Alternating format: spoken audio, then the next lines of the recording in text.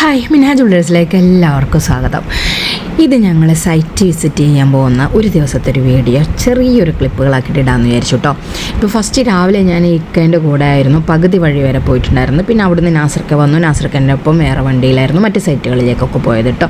ഇത് കറുകപുത്തൂർ സൈറ്റാണ്. ഒരു 4200 square feet വരുന്ന ഒരു 5 ബെഡ്റൂം ഹൗസാണ് കേട്ടോ ഇത്. ഈ വീടിൻ്റെ പ്ലാൻ വരക്കുന്നത് മുതൽ 3D ഡിസൈൻ അതുപോലെ കൺസൾട്ടിങ് എല്ലാം മിൻഹാജ് ബിൽഡേഴ്സാണ് കേട്ടോ ചെയ്തുകൊണ്ടിരിക്കുന്നത്. കറുകപുത്തൂരുള്ള റിഷാദ് ആൻഡ് ഫാത്തിമ എന്നിവരുടെ ഫാമിലിക്ക് വേണ്ടിയിട്ടാണ് ഈ ഒരു വീട് നിർമ്മിച്ചുകൊണ്ടിരിക്കുന്നത്. ഈ വീട് തറയിട്ട് വെച്ചിട്ട് ഒത്തിരി നാളായിരുന്നു കേട്ടോ. അതിനുശേഷമാണ് ഇപ്പോൾ വർക്കുകൾ ചെയ്തുകൊണ്ടിരിക്കുന്നത്. അപ്പോൾ ഈ കാണുന്നതാണ് ആ വീടിൻ്റെ ഉടമ ഫാത്തിമ, അവരുടെ മകളാണത്. ഈ വീട് ഒരു കോർണർ വിൻഡോ ഡിസൈനുള്ളൊരു വീടാണ് കേട്ടോ നിർമ്മിക്കുന്നത്. അപ്പോൾ ഇതിൻ്റെ ബാക്കി വിശേഷങ്ങളൊക്കെ ആയിട്ട് പിന്നീട് വരുന്നതാണ്. അപ്പോൾ നമുക്കിനി അടുത്ത സൈറ്റ് കാണാം കേട്ടോ.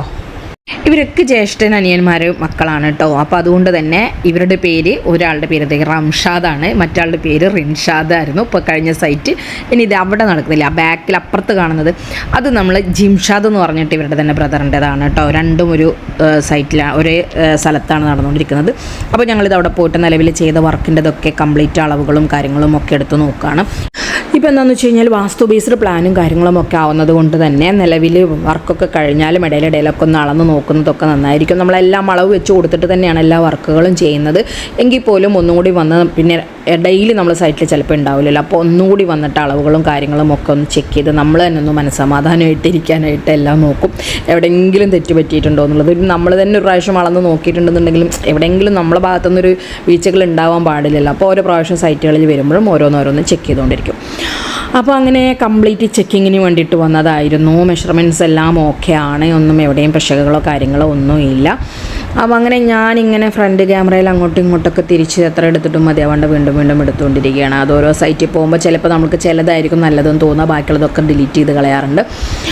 അങ്ങനെ ഇങ്ങനെ ഓരോ സൈറ്റുകളിലെയും വീഡിയോയും കാര്യങ്ങളും ഒക്കെ ആയിട്ട് ഇങ്ങനെ ഓരോ ദിവസവും കടന്നു പോകും. അപ്പോൾ അദ്ദേഹം അവിടെ, അതാണ് ഞാൻ പറഞ്ഞത്, വരുമ്പോൾ ഷാഫിക്ക് നൈറ്റായിരുന്നു വന്നത്, പകുതി വഴിയിൽ നിന്നായിരുന്നു വേറെ വണ്ടിയിൽ കയറിയത്. അപ്പോൾ അതുകൊണ്ടാണ് ഇപ്പോൾ കാണുന്നത് നാസർക്കയാണ്. അപ്പോൾ ആരൊക്കെ സൈറ്റിലുണ്ടെങ്കിലും ഇടയിൽ ഞാൻ അതിൻ്റെ ഇടയിലൊക്കെ ഉണ്ടാവും, ഇങ്ങനെ കുത്തിത്തിരിപ്പുമായിട്ട് അതങ്ങനെ ഇതിങ്ങനെ മറ്റതങ്ങനെയെന്നൊക്കെ ഓരോന്നൊക്കെ പറഞ്ഞുകൊണ്ട്. അതാണല്ലോ നമ്മുടെ പണി. ഒരു സ്ഥാപനത്തിൻ്റെ MD എന്ന് പറയുന്നതൊരു ചില്ലറ പരിപാടിയല്ല. അത്യാവശ്യം ഉത്തരവാദിത്തങ്ങളും ടെൻഷനും റിസ്ക്കും എല്ലാം കൂടിയതാണ് ഒരു ഓണർ, മീൻസ് ഒരു സ്ഥാപനത്തിൻ്റെ ഉടമ എന്ന് പറയുന്നത്.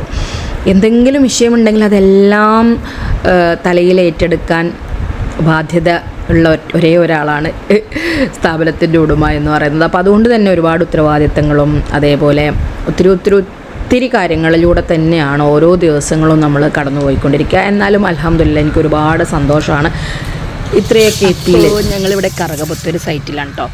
2 സൈറ്റ് അടുത്തടുത്താണ്, 2 വീട് ഒരേ പ്ലോട്ടിൽ തന്നെ നിർമ്മിക്കുന്ന 2 വീടുകളാണ്. അപ്പോൾ ഇതിൻ്റെ പ്ലാനും കാര്യങ്ങളും ഒക്കെ ചെക്ക് ചെയ്യാനായിട്ട് വന്നതായിരുന്നു കേട്ടോ.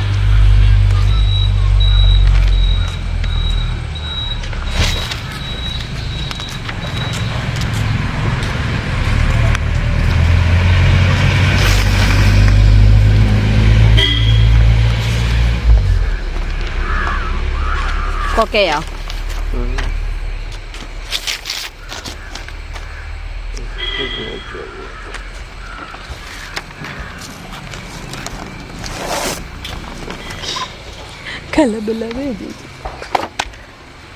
ഞാനിതുപോലെ സൈറ്റുകളിലത്തേക്ക് ഒരുപാട് വീഡിയോസും കാര്യങ്ങളൊക്കെ എടുത്തു വെച്ചിട്ടുണ്ട്. പക്ഷേ ഒരുപാട് കാര്യങ്ങൾ പോസ്റ്റ് ചെയ്യാനായിട്ട് വിട്ടു പോകുന്നുണ്ട്.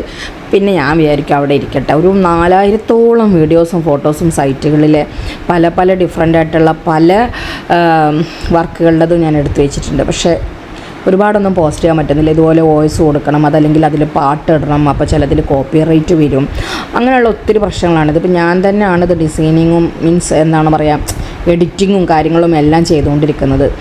അതേപോലെ പോസ്റ്റിങ്ങും ഒക്കെ ചെയ്യുന്നത് ഞാൻ തന്നെയാണ്. എന്തായാലും ഓരോ സൈറ്റുകളിൽ പോകുമ്പോൾ അവിടുത്തെ കാര്യങ്ങൾ വോയിസ് കൊടുക്കാനായിട്ട് ഞാൻ തന്നെ ചെയ്യേണ്ടി വരും. ഇപ്പോൾ അളവെടുക്കുന്നതാണ് കേട്ടോ ജിംഷാദിൻ്റെ സൈറ്റ്.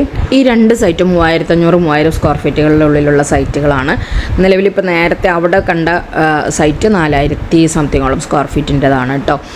അപ്പോൾ ഇങ്ങനെയൊക്കെയാണ് സൈറ്റുകളിലെ വിശേഷങ്ങൾ. അപ്പോൾ എഡിറ്റിംഗ് അറിയാൻ പറ്റുന്ന, സൈറ്റ് സൂപ്പർവൈസ് ചെയ്യാൻ പറ്റുന്ന ആരെങ്കിലുമൊക്കെ ഉണ്ട് എന്നുണ്ടെങ്കിൽ നമുക്കൊരു സ്റ്റാഫിനെ ആവശ്യമുണ്ട്. എഡിറ്റിങ്ങും കൂടി അറിയണം, വീഡിയോ എടുക്കാൻ അറിയണം, ക്യാമറ കാര്യങ്ങൾ അങ്ങനത്തെ ഉള്ളതൊക്കെ ഒന്ന് കൈകാര്യം ചെയ്യണം.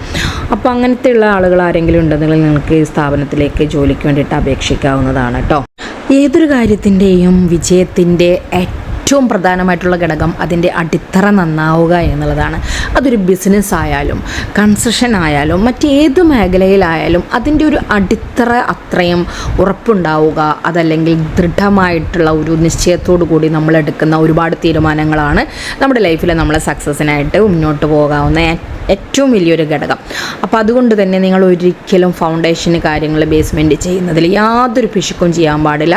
വളരെ നല്ല രീതിയിൽ അപ്പുറം ഇപ്പുറമുള്ള വീടുകളുടെ ഒക്കെ വാട്ടർ ലെവൽ കറക്റ്റ് നോക്കിയിട്ട് അതിനേക്കാൾ ഒരു പടി മുന്നിലേക്ക് ഹൈറ്റ് കൂട്ടിക്കൊണ്ട് നമ്മൾ ബേസ്മെൻറ്റും ഫൗണ്ടേഷനും അതേപോലെ തന്നെ അതിൻ്റെ ബേസ്മെൻറ്റൊക്കെ നിൽക്കാനായിട്ട് ശ്രദ്ധിക്കണം. കാരണം പുതിയതായിട്ട് ചെയ്യുന്ന വീടുകളിലേക്ക് നമ്മൾ ഈ ഫൗണ്ടേഷൻ്റെ കാര്യങ്ങളിൽ ഹൈറ്റ് ശ്രദ്ധിച്ചിട്ടില്ല എന്നുണ്ടെങ്കിൽ ഫ്യൂച്ചറിൽ നമുക്കത് ബുദ്ധിമുട്ടായിട്ട് വരും. കാരണം മറ്റു പല വീടുകളും പിന്നീട് ചെയ്യുന്നത് ഹൈറ്റ് കൂട്ടിയിട്ട് ചെയ്ത് കഴിയുമ്പോൾ അവിടെ നിന്നുള്ള വെള്ളം കംപ്ലീറ്റ് നമ്മുടെ പറമ്പിലേക്ക് വരാനായിട്ടുള്ള ചാൻസസുകളുണ്ട്.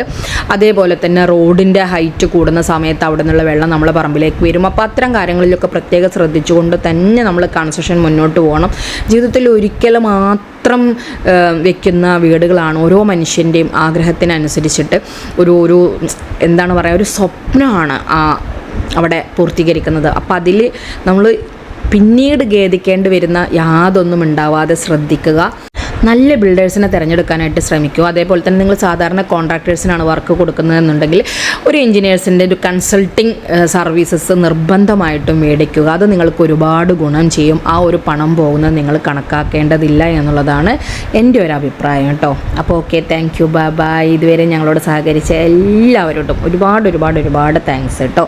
നിങ്ങൾക്ക് എല്ലാവർക്കും നിങ്ങൾ ആഗ്രഹിച്ച രീതിയിലുള്ള ഒരു വീട് വർക്കൊക്കെ ചെയ്ത് അതിൽ താമസിക്കാൻ ദൈവം അനുഗ്രഹിക്കട്ടെ.